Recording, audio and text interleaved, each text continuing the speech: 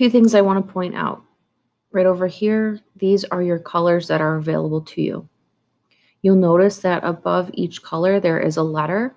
That's going to be really important as you are working on this project and these practices. Something else to note, I'm going to just do this heart one for practice to show you how to go through making your images in these cells. There are a few more images.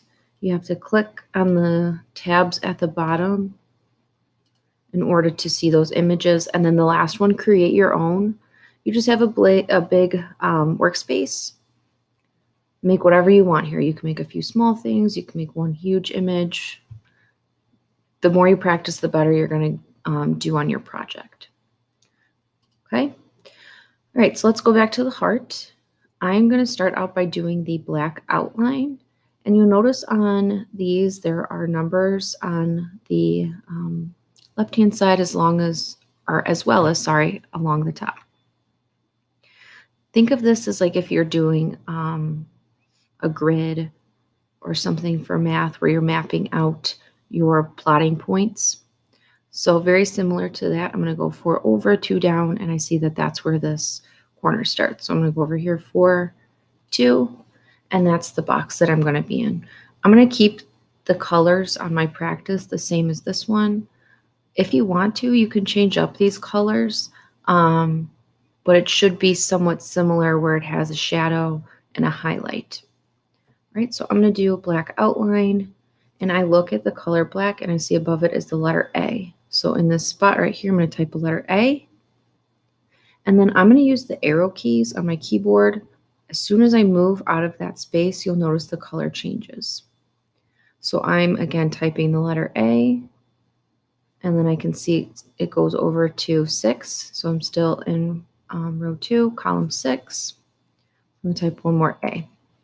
I'm going to move down and over, and again, I'm using my arrow keys. You can also click. I just think it's a lot easier to navigate using my keyboard. So I'm going to start mapping out this outline, and again, I'm just typing in the letter A. If you have your caps locked on and you type in an uppercase, it will still do the same thing. Just make sure that you're only typing one letter per cell. Watch what happens when I type in 2. You'll notice the color does not change. So again, one letter per cell. Okay, so now I'm going to go down a few, and I'm going to stop here because I want to make sure that I'm still in line. 7, 15, so 15 and 7, and I notice that that's when this stops and it starts to go down on an angle. So now I'm going to go in this box, type in the letter A. Before I start getting too far, oops, okay, so this is a box that I did not mean to fill in. You can either click on that box and press backspace, or if you want to do Control Z, that is undo. So again, I'm holding down the control button and typing the letter Z while I'm holding the button still. So there's a few ways you can go about that. If you get super far and you realize you messed up 1 or 2 spaces, I would suggest just clicking on that box and pressing backspace so you don't have to go back a ton. Okay, so now I'm going to go back and fill these in. And then I'm looking, okay, I'm in 13. And what number's on top is 9. So 13 and 9, so I know I'm in the right spot. Okay. For these practice ones, there are numbers. Again, basically think of these like math where you're plotting a point where you've got your X and Y axis.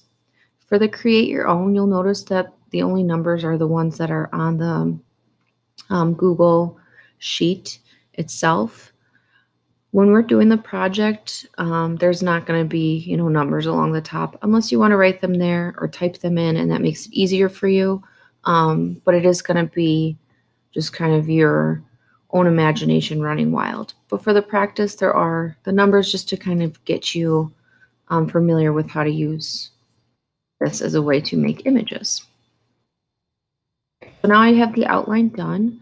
I'm going to go in and do this kind of shadow next, and that's going to be this color right here. So again, I'm just going to kind of quickly go through this. Do not feel like you need to rush. You want to make sure that you are in the right spaces because otherwise your heart will start looking a little wonky if one side is not symmetrical to the other as far as the shape itself goes. You'll notice if I cut this down in half, it is not symmetrical with how it's filled in the center. Also note, when you're doing this, there is not a white color. You might think T is the white color. The way to make a highlight or want to just leave something white, just don't fill that color in.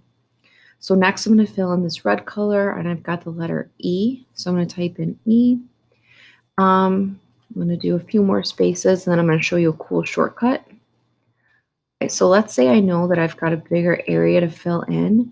By clicking on that cell and then dragging from the bottom right corner, you should see some little tiny dashed lines. I can fill in a whole row that way, and then I can also drag down, and that's a good way to fill in larger areas, especially if you're doing a background on something. I wouldn't suggest it for smaller details because you might accidentally fill in more spaces than you meant to. But for larger areas, and I'll do that again right here, typed in the box, click it, and then I'm going from the bottom right corner, holding down my mouse and dragging, and that's another way to fill in larger areas. So just a nice little trick. And again, like I said, there is not the color white available to you. And I didn't even look to see where that highlight was located exactly because I know I can go back in and delete any colors that I do not want there. Okay, so I'm going to look and see. It is 12 over and 4 down. So 12 and 4. So right here, I'm just going to press backspace. And then it looks like it goes over and then down 2 more. And right now I've got my heart finished. So again, don't forget that there are more images. You have to click the tabs at the bottom to see those. And then there is the create your own on the very last page. Just make sure that you're not rushing, taking your time. And again, if you're feeling a little bit more creative and you want to change up colors on any of these designs, maybe you want to make this an ice flower instead of a flower, fire flower, or you want to make Mario look more like Luigi. However you want to change up the colors, that's up to you as long as the image itself still looks the same. Can't wait to see what you come up with on the Create Your Own pages. And again, if you need to watch this video again, please feel free to do so. You can also change the playback speeds if I go too quick at any time.